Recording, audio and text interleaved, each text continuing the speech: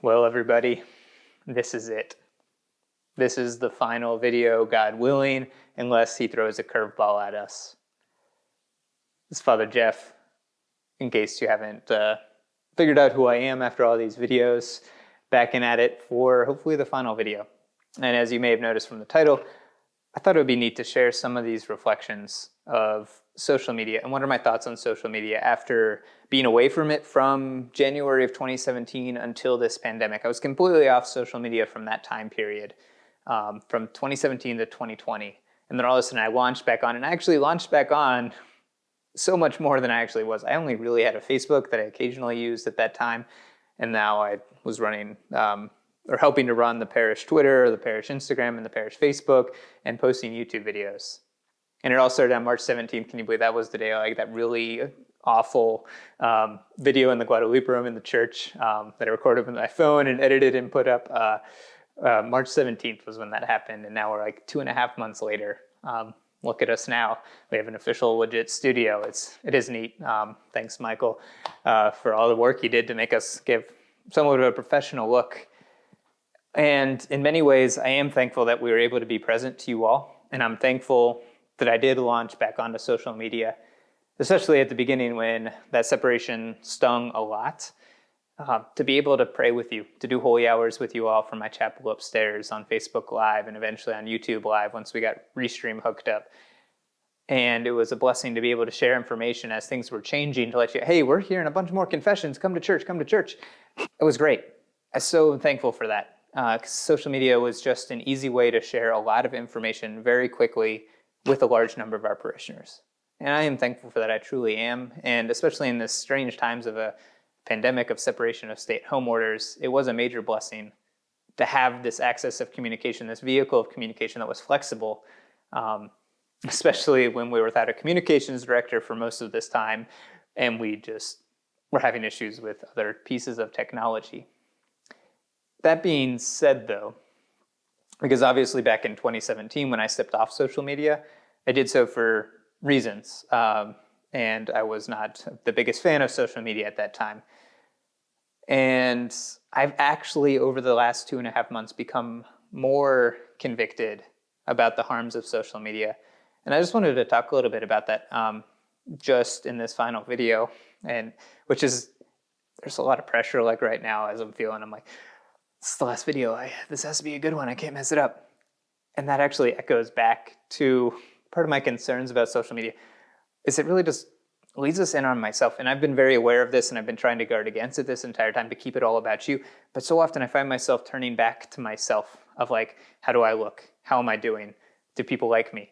And I might be doing too hard on myself is what you guys might be saying as you're watching this. But this is part of the reason like why it is so hard to be on the screen all the time, to be posting things, because it does feed our pride. It does turn us in on ourselves. Now, you can guard against it, but social media makes it incredibly hard. It is an uphill battle the whole way because it is all about us. I mean, how many times did I find myself checking posts like every 5 minutes? Well, how many likes does it have? What was the reach? How many people has it reached? How many engagements do we have? Why did that post not work? Am I not feeding the people well? Did I do something wrong? Did I mess this post up? What did I do? What can I be doing better? And it was simply like focusing on myself. Or if the post did really well, I felt really good about myself. Now, some of that, if I was being a good instrument of God, doing God's will, there are some graces there. But so often it was about me and kept turning inward on me. And that was something I was just concerned about throughout this whole thing. And I kept trying to distance myself from that, but it kept happening. I couldn't tell you how it just like, so hard to turn your brain off. I was always thinking like, what's the next post I need to do? What's the next thing I need to create? What's the next video I need to do? What's the next prayer opportunity I need to do? I couldn't tell you how many times this phone all of a sudden ended up in my hand while I was praying because all of a sudden I just started creating a post. It was like this subconscious movement. That's not a good thing. I was getting concerned about that. So I started leaving my phone out of the room, but it would still like happen. I'm like, gosh, this has got to stop. This is not a good thing. And it just led to this distraction, my brain constantly going, constantly worrying about the post, constantly worrying. And so, because that's what social media messes with us, because it imitates human relationships, but it doesn't actually give us human relationship. I may have shared this story with some of you, is part of the reason why I did get off social media in the first place is I realized I was feeling like I was seeing my niece all the time because I was seeing pictures on social media. And I wouldn't realize, oh, it's been 2 months since I've seen her. I need to see her, because it felt like I was seeing her like every couple of days when a new picture or video was posted. But now that I've been off it, I realized I greatly valued so much more that time I actually spent with her. And then I realized how long it had been since I had seen her the last time. And I'm like, it's been a month. I need to see my niece. I need to go see her. And it wasn't like 2 months were going by where I felt like I was seeing her every other day, but I actually wasn't. And so how much more meaningful was that time I actually spent with her? And so while it was a blessing to be able to be connected during this time of pandemic, there was a certain time where it was like a triage moment. It was an emergency situation, so we acted, we did what we needed to do. But now we're starting to phase out of it. So now we need to scale back, because it's not always the best, because it's not the fullness of human relationship in that moment. It's not an actual human relationship in that moment. And so we always need to be evaluating, are we doing what we need to be doing? How can we be doing this better? It served its purpose for the time, but is actually fulfilling a purpose right now? And those are the kind of things that I've been asking myself, and that's part of the reason why I think this is the final video. And I think I need to delete the social media apps on my phone. I will keep the third-party apps that we can use so I can continue to post things and create things, and even live stream videos that can all happen through third-party apps. But I'm no longer tempted to waste time and pick up my phone randomly and create a thing, or worrying so much about how many likes and comments I'm getting, and so on and so forth, as it's just not good.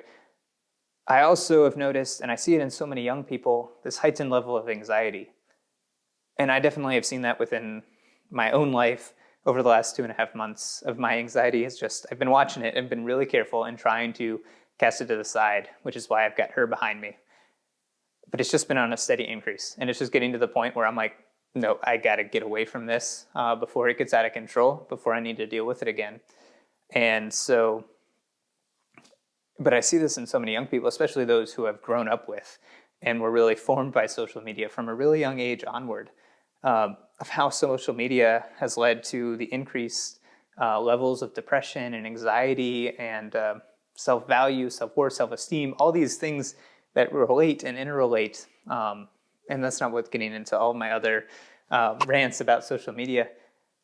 I've just over 2.5 months, and I was very guarded. I was like being really careful.